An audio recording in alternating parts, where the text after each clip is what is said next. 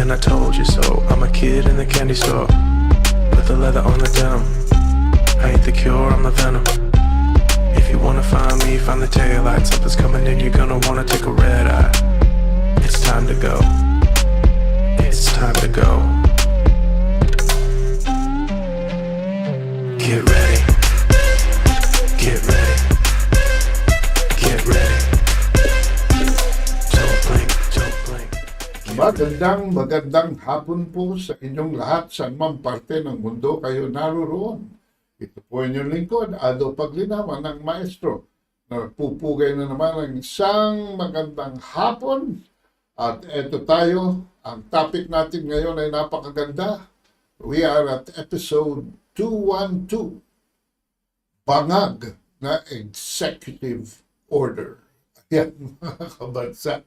At pagpupugayan din natin ang Hari Roque for clearing the air on Ayungin, mga kabansa. So, diretso na tayo sa ating topic dito tungkol sa Executive Order number 57. Ito po ay nagtatalaga ng National Maritime Council. In 2011, Noynoy Aquino abolished the Commission on Maritime Ocean Affairs and replaced it with the National Coast Watch System.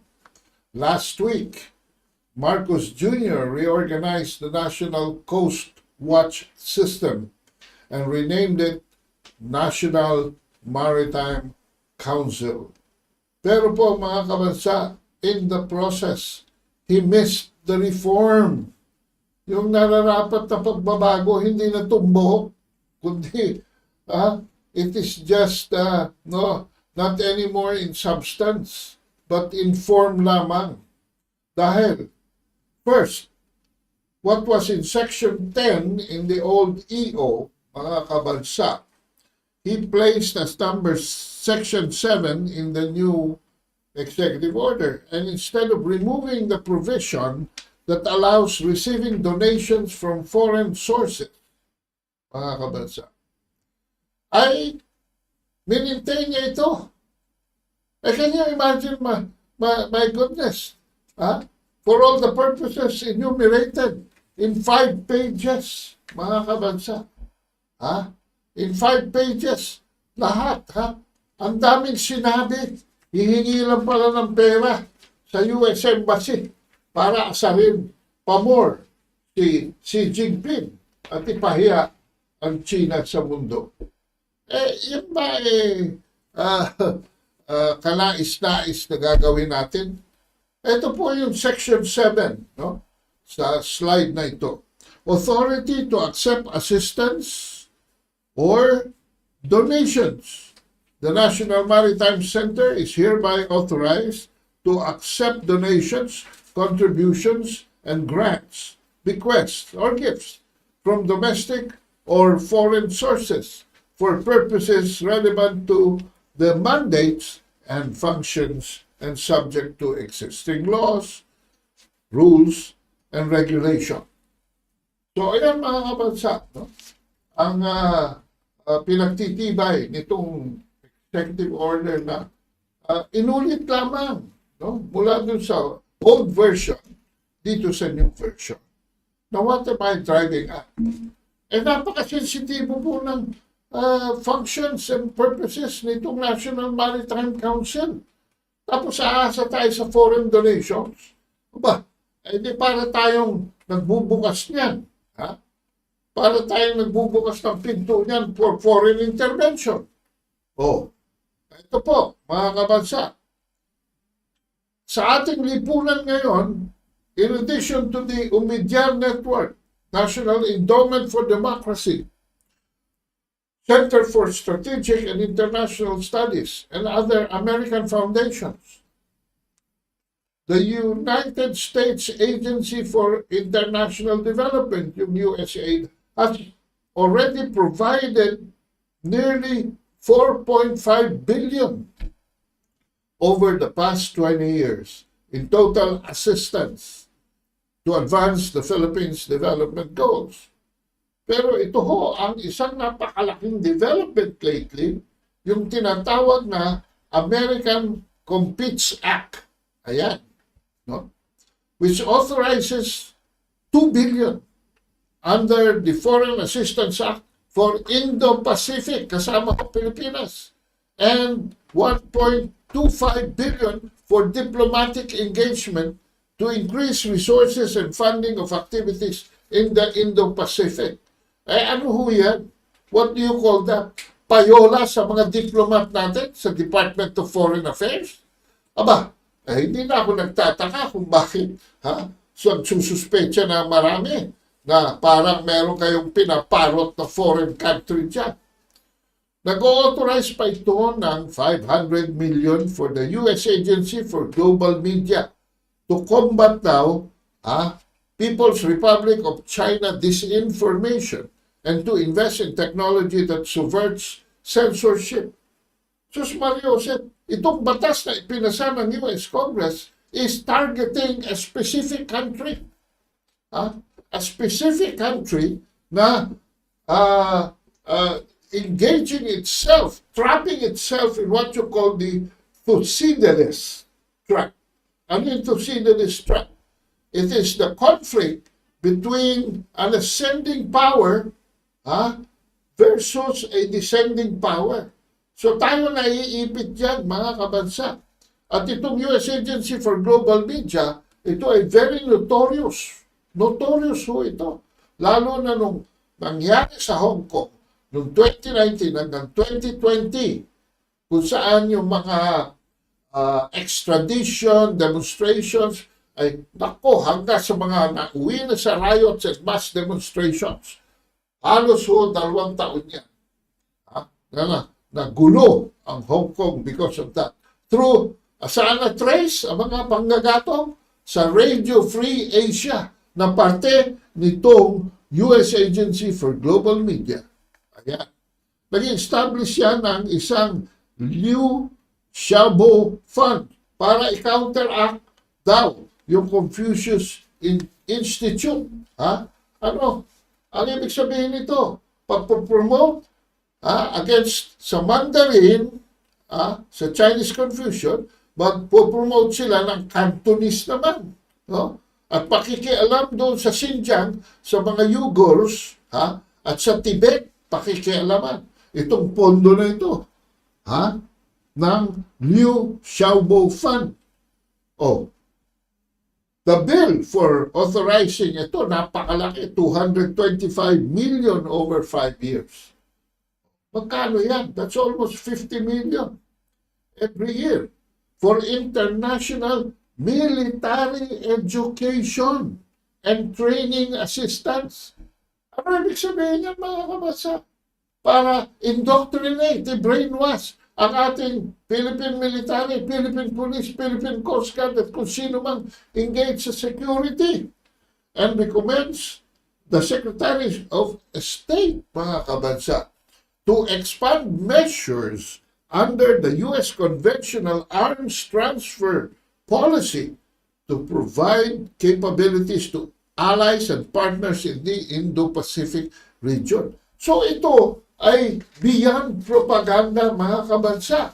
This involves a tie-up with military action, military indoctrination.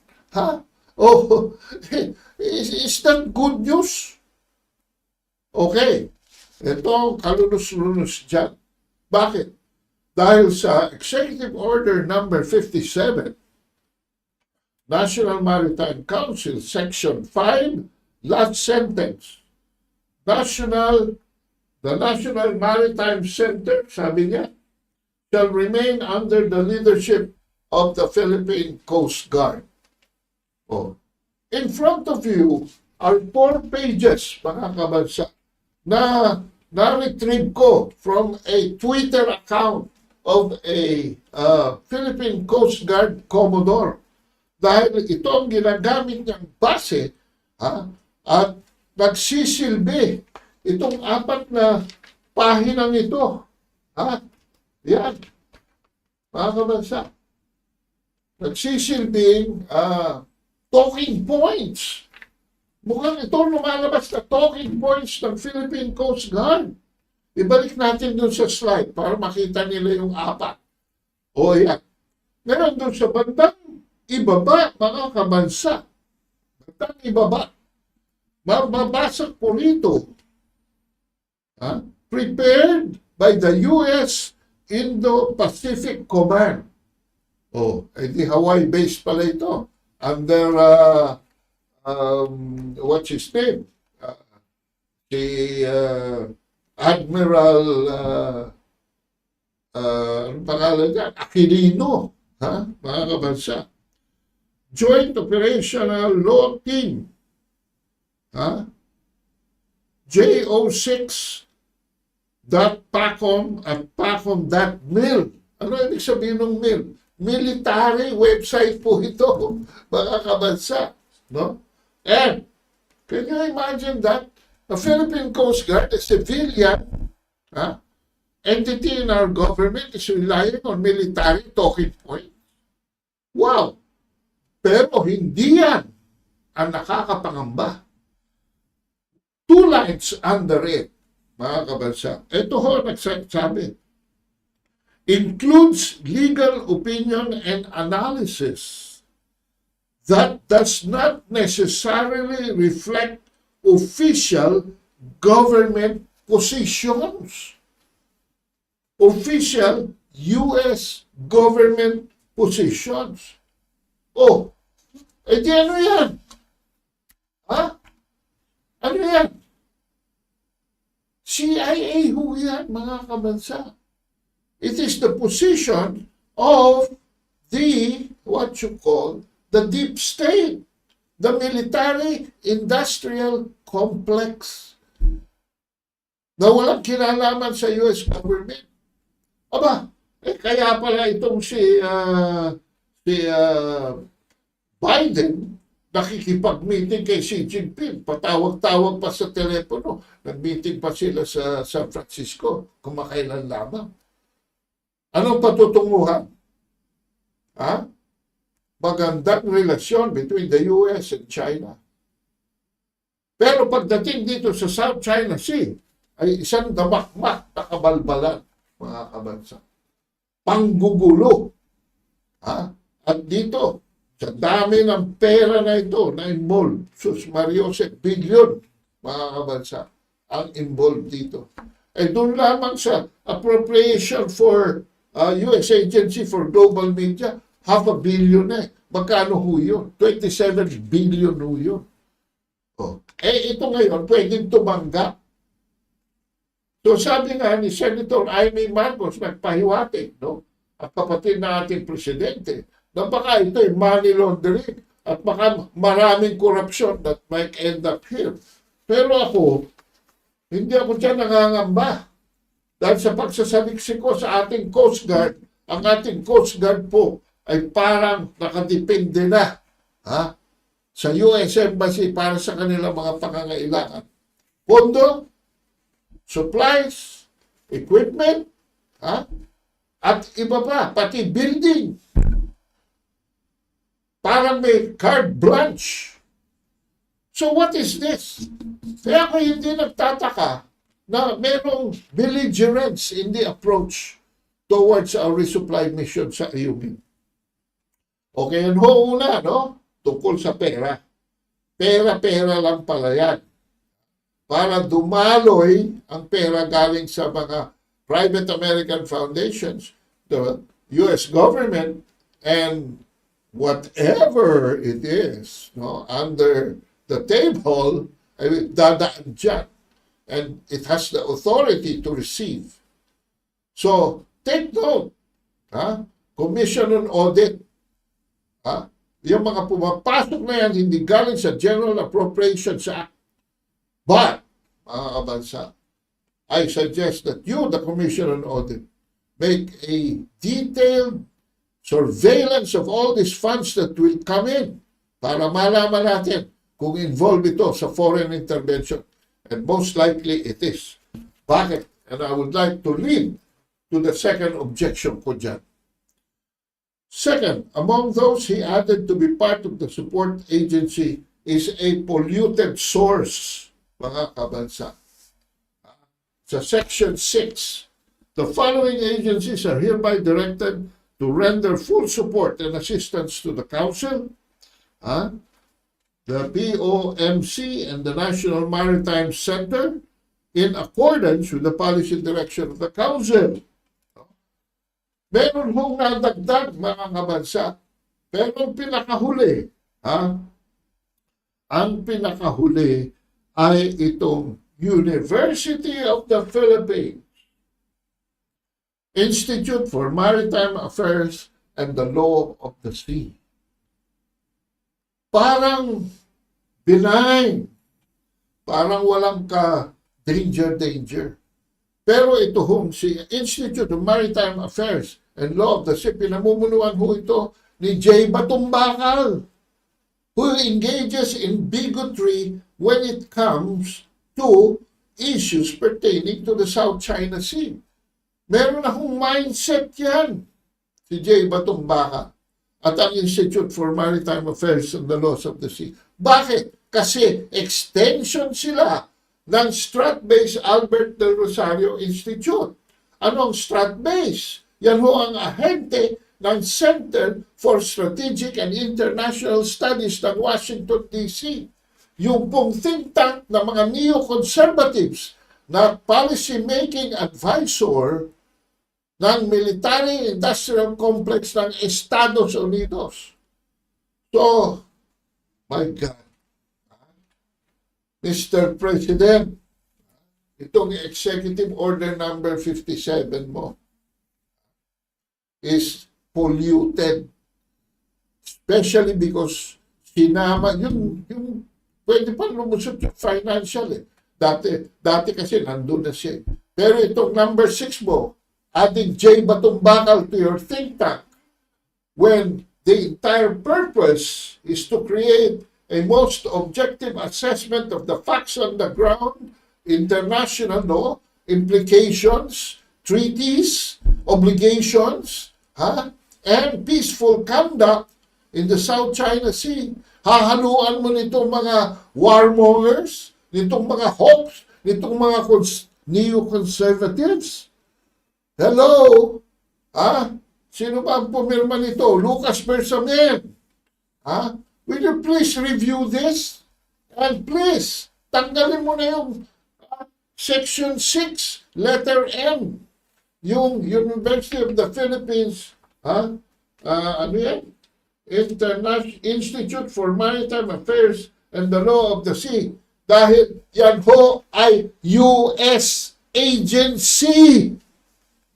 So, asan ang objectivity? Asan ang policy making? Tinali nyo. Kinorder nyo na, binax nyo na.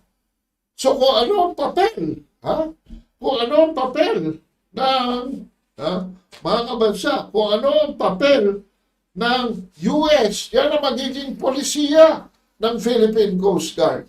Ayan, apat na pages na talking points coming from US PACOM, but that's not necessarily reflect official government position ng US. Pero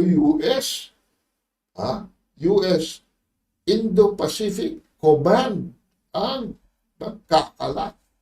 O asa na tayo? Ngayon, hindi na ako nagtataka. Kung Bangag ang policy making, it will result to the loss of public trust. Now, let's go to this chart. This is why there is a 14% drop sa approval ratings ng ating mga top officials, especially the President. No? From last quarter last year to first quarter this year, approval rating from 58, bumagsak si Presidente Marcos to 44. Double digit. At dahil ang survey highlights growing concerns about various issues such as inflation, corruption, and perceived weak leadership contributing to the erosion of public trust. Bakit? Hindi na ako magtataka. From 47, 33% na lang ang natira. At itong pattern na ito dito sa pahayag survey ng Publicus is being confirmed, yung patterns, by the recent Pulse Asia survey. Bakit?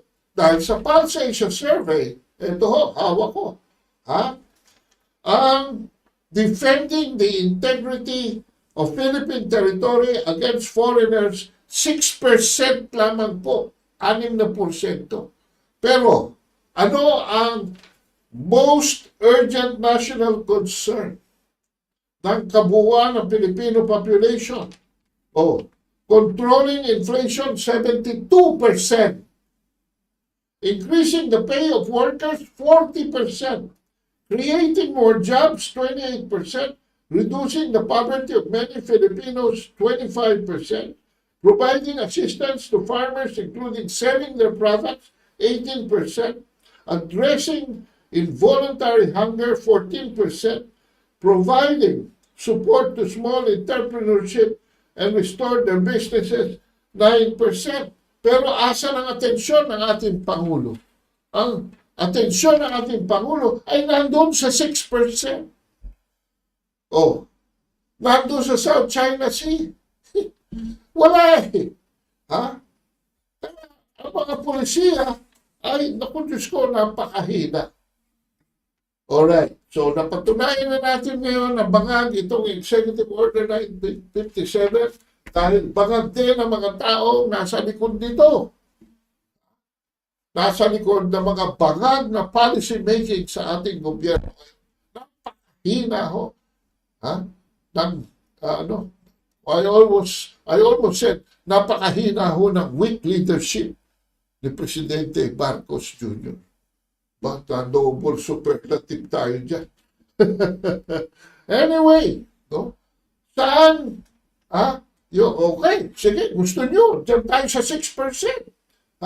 Pag-usapan natin yung 6%. Okay.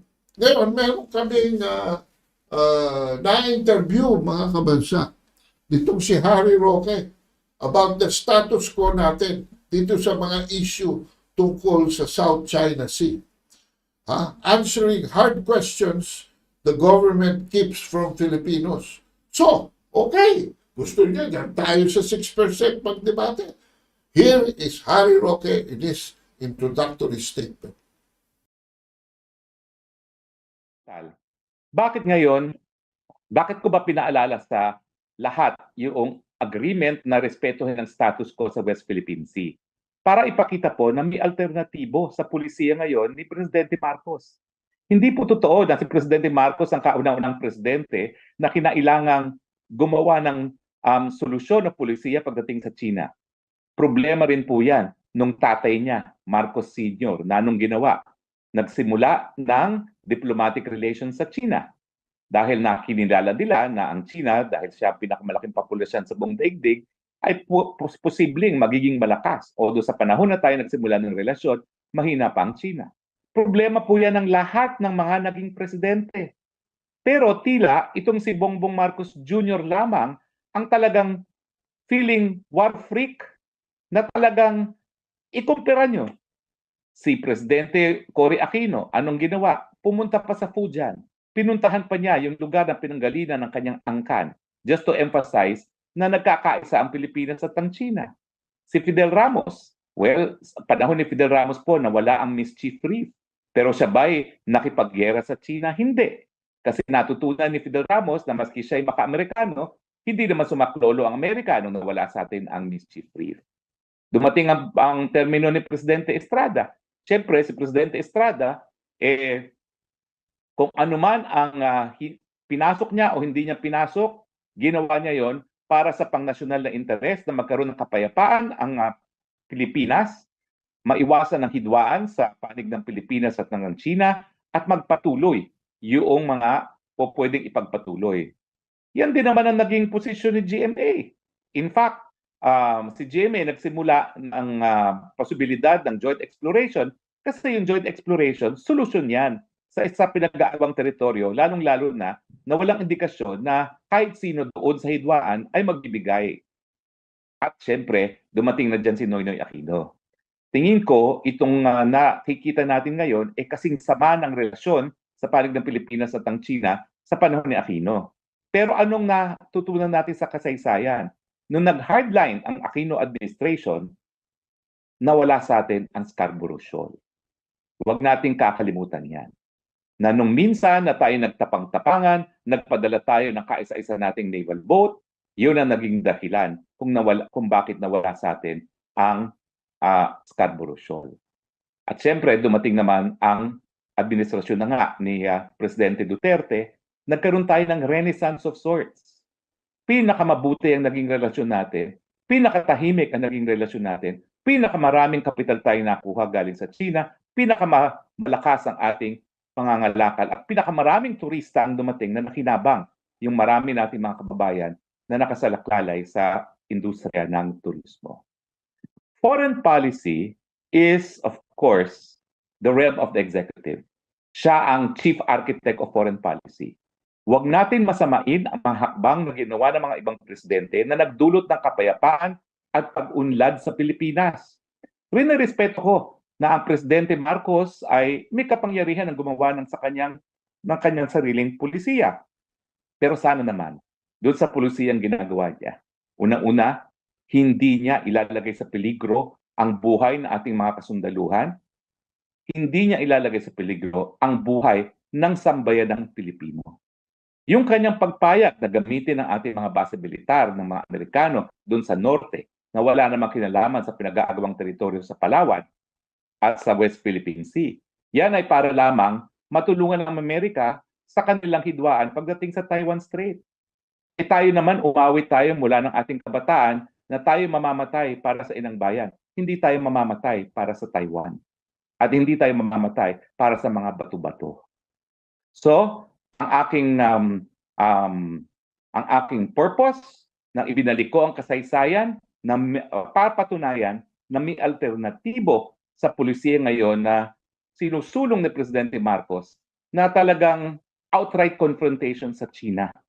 At pinaalalahanan ko ang ating mga kababayan na sa ating kasaysayan, pag tayo nag-hardline sa China, diyan tayo nawawalan ng teritoryo. Ang tanong, ano ang magiging legacy ni Presidente Marcos? Mawawala ba tayo ng teritoryo gaya ng nawalan ng teritoryo sa panahon ni Aquino? Or mananatili ba tayo sa Ayungin? Sa tingin ko, kung ipagpapatuloy niya itong kanyang posisyon na talagang paulit-ulit niyang gagawin ang sinabi ng China na hindi sila papayag, tuluyang mawawala sa atin yung Ayungin.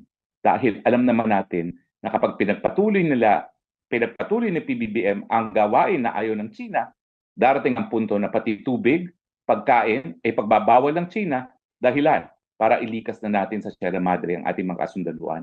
Huwag naman po sana mangyari yan. Ilagay natin mga kabansa sa proper perspective ang sitwasyon ng Pilipinas sa Ayungin Shoal.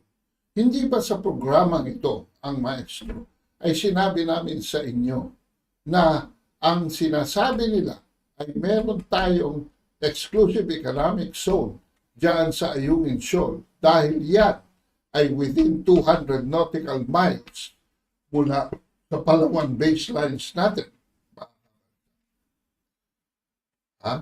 Hindi ba dito nyo narinig, mga kabansa, na wala tayong exclusive economic zone dyan? At ito ho ang patunay ni former Secretary Roque. Ito ho ang sagot sa unang question na ang nagtatanong po sa kanya, itong aming researcher, na first year college lang po ito. Pero tingnan nyo kung paano mag-perform si Ginoong Danilo. Ito po ang patunay ni Harry Roque na walang EEZ dyan sa Ayungin Shoal. Interview with Karen Davila at ANC, you called for decommissioning the BRP Sierra Madre. Do you see that as the way forward to introduce peace and stability into the region? Some critics would say na that would weaken our claim. What is your response to this? Nagkaroon po ng desisyon yung Arbitral Tribunal, paragraph 1161. Nagreklamo din kasi tayo na dapat sabihin ng tribunal na tumigil ang China doon sa pagpipigil ng pagdadala ng supply sa Ayungin Shoal. dahil yan ay kabahagi ng ating exclusive economic zone. Ngayon, sabi ng tribunal, totoo. Physically, siya ay nasa loob ng ating 200 nautical miles exclusive economic zone. Pero hindi siya po pwedeng maturing na EEZ. Hindi po ako yan, yung tribunal yan. Paragraph 1161. Hindi siya matuturing na exclusive economic zone dahil ito po ay militarized. Dahil ang Sierra Madre nga ay isang naval vessel. Hindi kasi compatible ang konsepto ng economic rights sa militarization. So kung nais natin panindigan yung karapatan natin na mangalap ng tanging yaman dyan sa Ayungin, dapat i-demilitarize yan. Ang solusyon, imbis na naval vessel yan, gawin nating Coast Guard vessel. Nang sa ganon yan ay civilian.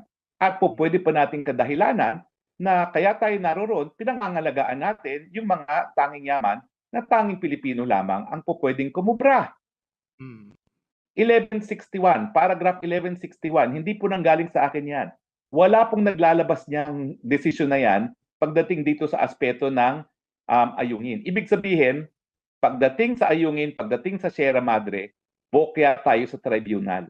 Kasi ang sabi ng tribunal, paano natin matuturing na EEZ yan, militarize ng Pilipinas yan by commissioning Sierra Madre into a naval vessel. Ang alternatibo, gawin siyang vessel ng Coast Guard at gawing istasyon ng mga mangingisda para dyan sila magre-refuge kapag masama ang panahon. At ginawa rin natin po yan sa Scarborough. Kaya lang, tuluyan ng nagiba yung ating fisherman shelter sa Scarborough Shoal. So yan po.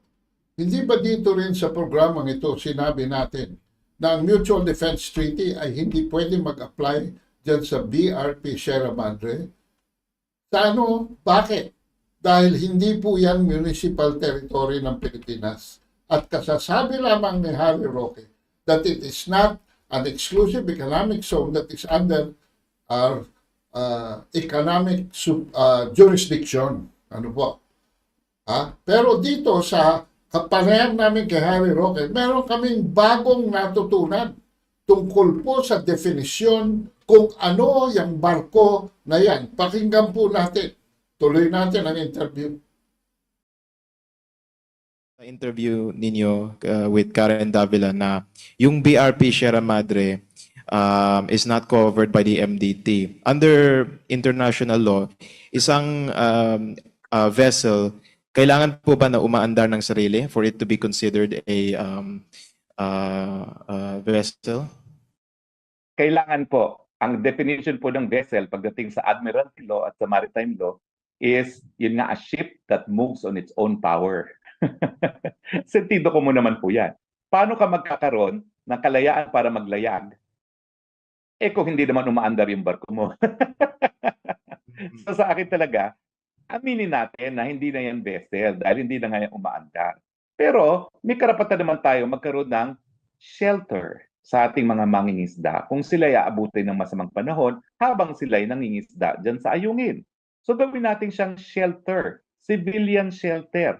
At kapag ginawa nating civilian yung Sierra Madre na yan, talagang mapapatupad yung ating karapatan bilang coastal state dahil yan nga po ay kabahagi natin ng ating exclusive economic zone.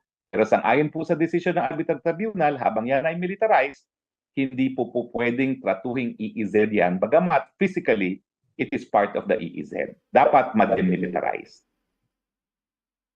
So yan po ang bago nating natutunan. A vessel must be capable of navigation, moving on its own power. Meron pa po tayong nadagdag. So hindi siya cover ng MDT, hindi siya EEZ. Ito ho ang pangatlo na magugulat kayo. Yan ba ay parte ng teritoryo ng Pilipinas? Does the Philippines, sabi kanila, teritoryo natin yan, atin ito. Okay. Sige. Ano ang katotohanan? Pakinggan natin si Harry Roque. Diyan o wala? Po ba tayo sa Ayungin Shoal? Do we have sovereignty over the Ayungin Shoal?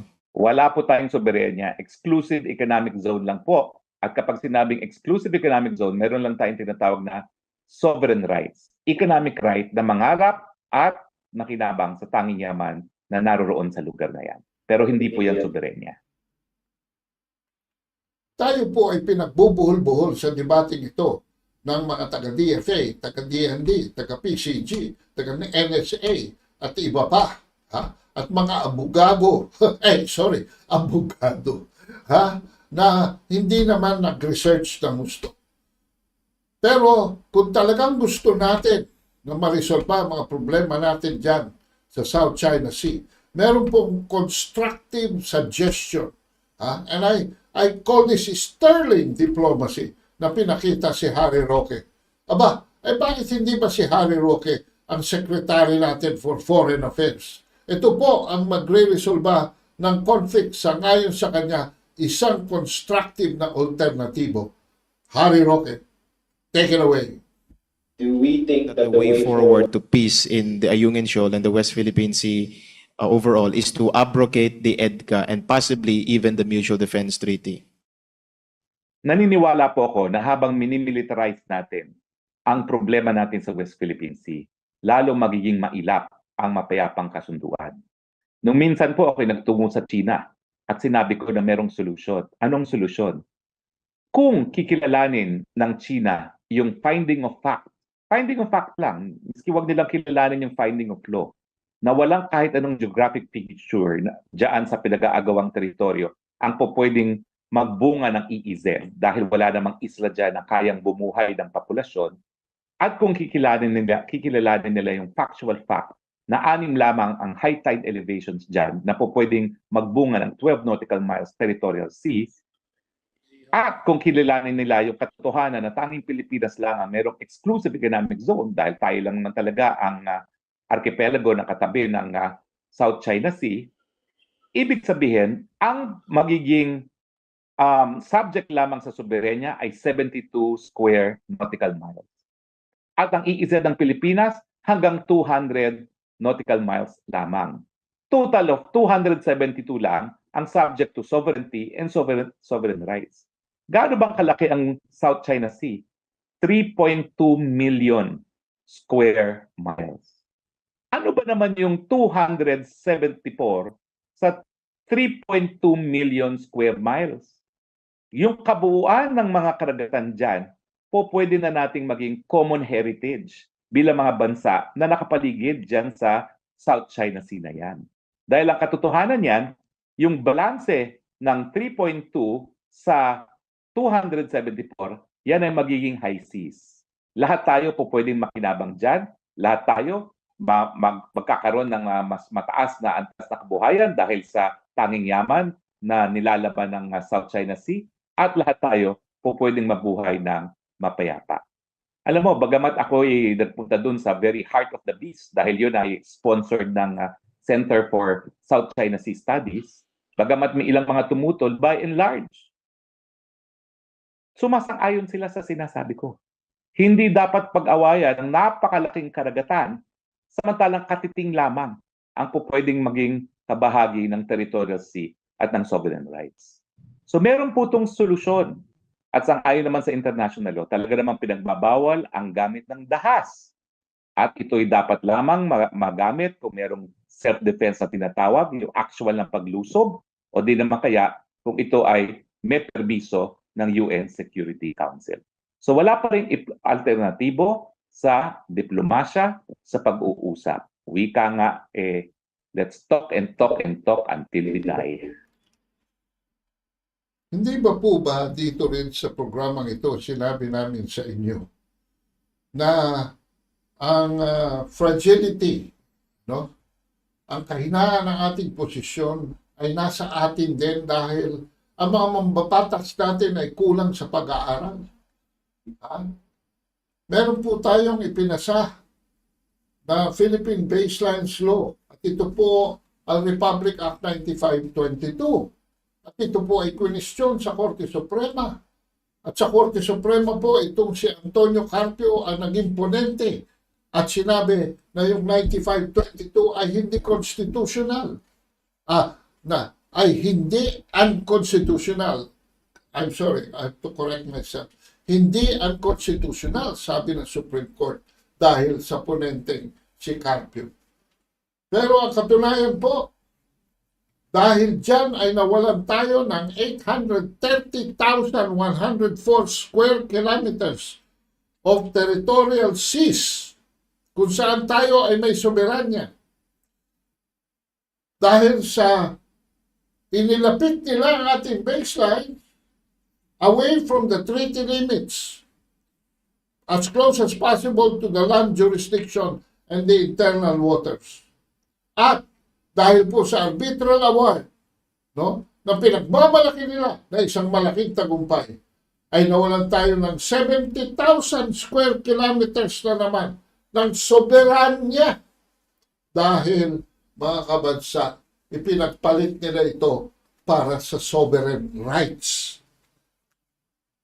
So, ano ang opinion dito ni Harry Roque? Ito po ang pagpapatibay ng mga naririnig ninyo dito sa aming programa. At ito po si Harry Roque. Ngayon po, under UNCLOS, this is a question from a friend. Under UNCLOS, and base po sa 2016 Arbitral Tribunal, bawal po yung military presence ng BRP Sierra Madre sa Ayungin Shoal. Pero if under yung PD 1596 ni Marcos Sr., pwede po bang gawin yun? Kasi under yung PD 1596 daw, yung claim natin sa Ayungin Shoal is territory at hindi EEZ? Well, naniniwala ako na labag nga itong Philippine Baselines Law sa ating saligang batas mismo. Kasi sa saligang batas natin, yung karagatan sa panig ng mga isla ng archipelago ay internal waters. Pag sinabi mong internal waters, walang innocent passage dyan. Walang po pwedeng dumaan dyan kung walang pagpayag ang gobyerno ng Pilipinas. Wala namang sa UNCLOS na nagsasabi na yung mga estado gaya ng Pilipinas at Japan ay kinakailangan maging archipelagic state sang-ayon sa UNCLOS. Pero Pilipinas pumayag. Kaya tuloy yung ating karagatan sa gitna ng sa panig at gitna ng ating mga isla ay naging archipelagic waters na merong innocent passage at meron pang right to overflight. Dati-dati wala yan. So ngayon, ang nakapagtataka, bakit nga tayo bumuo ng ganyang batas? At kinuwestiyon ko yan sa Korte Suprema at ang sabi ni Associate Justice Carpio, hindi raw nabago ang ating teritoryo.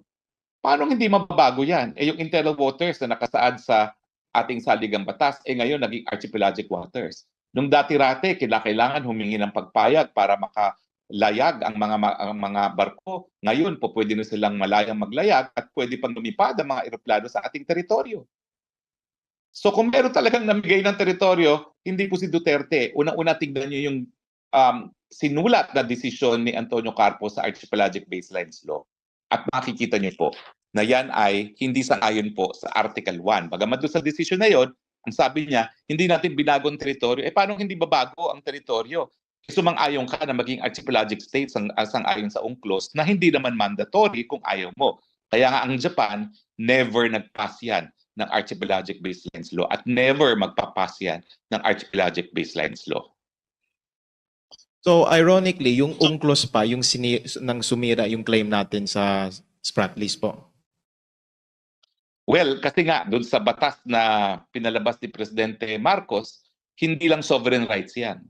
Ini-insist niya na meron tayong soberanya dyan. Okay? So, ang nangyari, lalo pa natin pinahina tuloy yung claim natin sa sprat list. Dahil nga, nagkaroon tayo ng Archipelagic Baselines Law. At doon sa tribunal, sabi ng tribunal na tayo naman ang naghain. Mali kung ididikit natin ang sprat list sa pamamagitan ng Archipelagic Baselines Law. Nandyan yan sa desisyon na yan. So, hindi ko talaga maintindihan bakit yung mga tao na gaya ni Justice Antonio Carpio ay gustong maging Boy Scout, samantalang yung mga nakapaligid na bansa sa atin, hindi naman. O ang Indonesia, hindi yan nagpasa ng Archipelagic Baselines Law. Dahil hindi siya papayag na yung internal waters niya maging archipelagic waters. Ganun din ang Japan. Yung China nga hanggang ngayon may desisyon na walang such thing as historic claims to water. Wala siyang pakialam. Basta ako, patuloy pa rin ako. Samantalang tayo, meron tayong Treaty of Paris. Okay?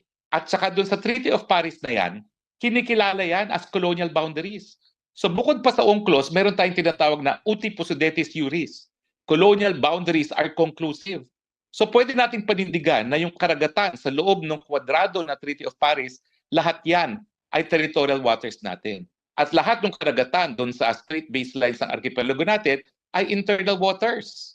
At meron tayong legal na basihan, hindi historic rights, kung hindi uti possidetis juris. Pero pinahida nga po yan dahil po sa pinasa nating batas na Archipelagic Baselines Law. Ito, finalash mo nga sa screen yung sinabi ng tribunal na hindi po pwedeng idikit ang spratlys sa pamamagitan ng Archipelagic Baselines. So tama pa rin ang ginawa ni Marcos Sr. Hindi ko siya dinidikit as Archipelagic Baselines. Dinidikit ko siya dahil merong batas na nagsasabi na kasama yan sa aming soberenya. Okay, let us more graphically explain this. Under yung sinasabi niyang treaty limits, ito pong kwadrado na sinasabi niya ay ito po. Okay? Yan. Okay? At yung namang claim, ito ho, titulado ito ha. Tatlong treaty ito. Treaty of Paris of 1898, Treaty of Washington of 1900, and the Convention Treaty of 1930 between UK and Great Britain delineating our territory dito po sa pagitan ng Pilipinas at Malaysia. Alright. Yun naman po sinasabi na PD, Presidential Decree 1596, ay patungkol po dito sa Kalayaan Island Group. Dito po sa dalawang halos kwadrado na ito, sovereignty po from the seabed to the waters between the seabed and the surface, from the surface to the aerospace. Pag-aari po natin yan. We have sovereignty at dun sa katubigan, we have territorial sea. Mga kabansa, saan ho nila pinagpalit? Itinikit po nila itong dotted line. Nakikita nyo? Itong dotted line, dinikit nila doon as close as possible to the land territory and dito sa internal waters. Kaya, to be able to avail of ito pong exclusive economic zone na oblong, paganon. Pero dito po sa oblong, hindi natin pag-aari yan. We only have economic rights to harness the resources. Ang ibabaw po ng tubig remains to be.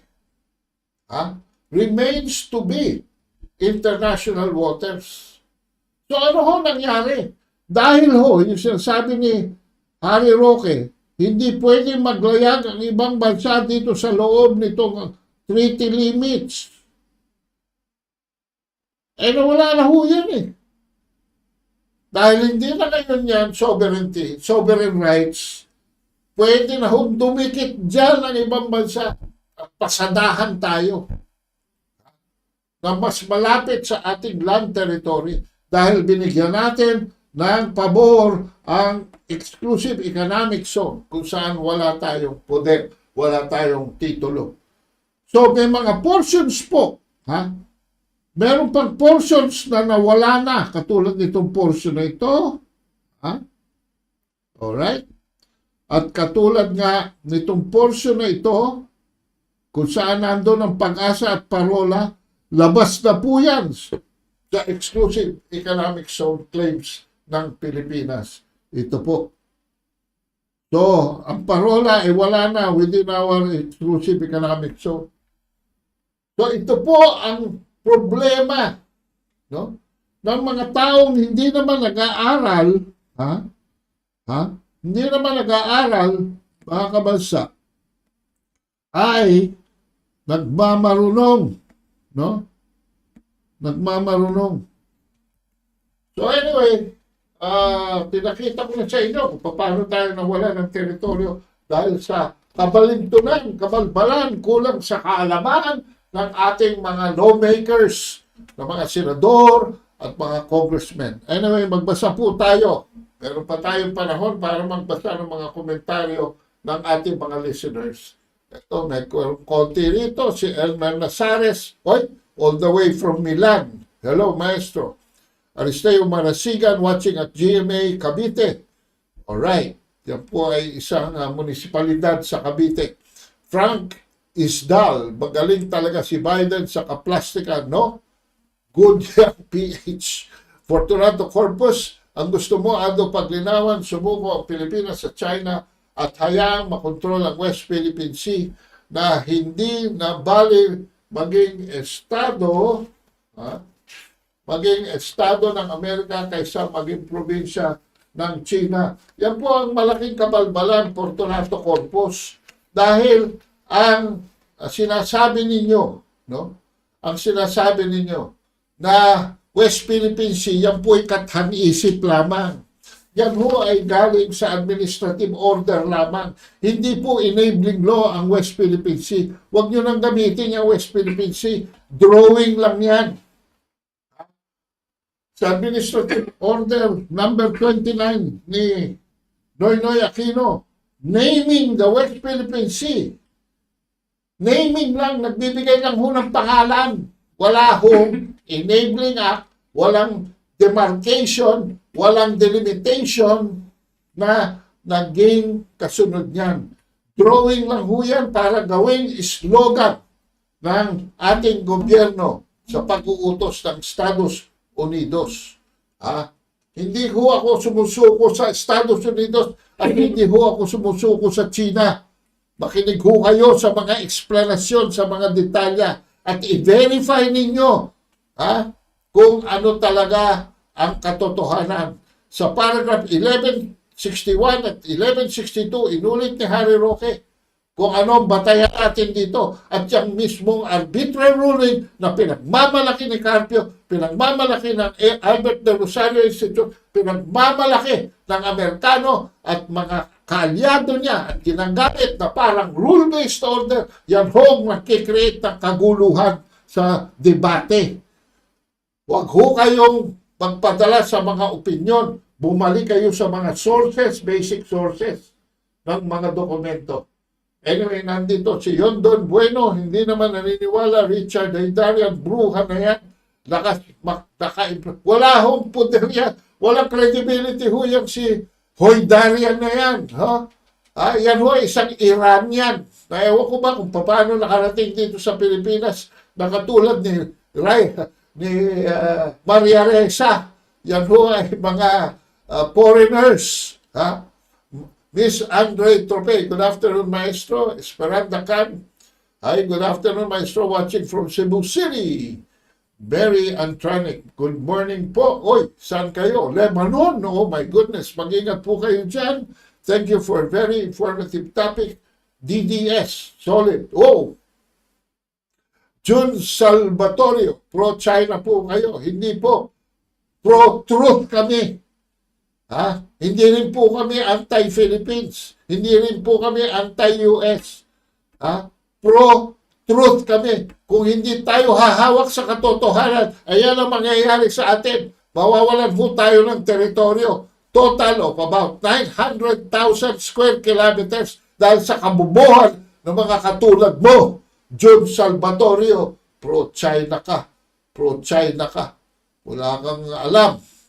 Makinig ka, mag-aral ka at maging maalam, mag-research ka, magbasa ka. Dito sa Santa Maria, basta pagkakapirahan, okay lang yan, kay Bangag ba? Tiba-tiba, mga crocodile dyan. Maraming salamat po sa inyong pag-komento, no? At ito po yung Administrative Order 29, no? Ayan, nakapirma dyan si, si Noynoy Aquino. Kompleto ho tayo ng dokumento rito. Kung gusto niyo kumuha, sulatan niyo ako sa adolfopaglinawan@yahoo.com at bibigyan ko kayo ng kopya ng mga ginagamit natin dito at ginagamit natin sa pagsusulat ng libro katulad nitong explanation kung paano ang economic and political sabotage ng ating country's energy sector and why we are paying one of the highest cost of electricity in the world. No? Magkano Meralco bill ninyo? Pakisabi nyo nga sa akin. Magkano Meralco bill nyo 2 years ago? A year ago? A few months ago? Ha? Kung gusto po ninyo itong libro ito, ito rin ang kadahilanan kung bakit wala tayong makuha na foreign investor dito sa ating bansa. Napakataas po ng ating kuryente. Alam nyo ba, ang tinalo lang natin sa ASEAN na country pagdating sa foreign investments, attractability, Cambodia. Naku, nandun po tayo sa puwitan. Nandun tayo sa ilalim. Ngayon kayo ng mga mahilig, mga chow dyan, na mga pro-China, anti-America, pro-America, anti-America, we don't engage in that polemics, mga kabansa. Kami po ay nag-aaral dito, nagpipresent kami sa inyo ng katotohanan, bahala kayong magkusga kung ano inyong opinion. That is your right, and I will defend you to death for your right. Whether you're right or wrong, you have a right. But please make an opinion. And when you make an opinion, you act on it. Alright? Mag-text lamang po sa 0917-336-4366. Free delivery anywhere in the Philippines. And nagbigay po ng discount ang ating courier. So bagsak po ang presyo sa 899 dito sa Metro Manila at 999 na lamang sa probinsya. Ang libro po, ang title, The Poverty of Power. Ayan mga kabansa, at bago tayo magpaalam, meron tayo itong quotable quote mula sa isang napakakilalang philosopher at author, mga kabansa. If you can cut the people, uy, naputol. If you can cut the people from history, then they can be easily persuaded. Yan po ay nanggaling kay Karl Marx. No? Yan po sinasabi namin sa karamihan ng aming mga kaibigan. Mag-aral po tayo ng ating kasaysayan para yung mga kamalian ng ating mga lideres na nanggaling in the past, no? Nandun sa ating kasaysayan, ay maiwasan natin moving forward for this country. For the meantime, maraming salamat po ulit sa inyong pakikinig. Ito po si Paglinawan, ang Maestro. Nagpapaalam na maraming salamat po at magkita-kita ulit tayo sa Sabado. Thank you and good night. Get ready.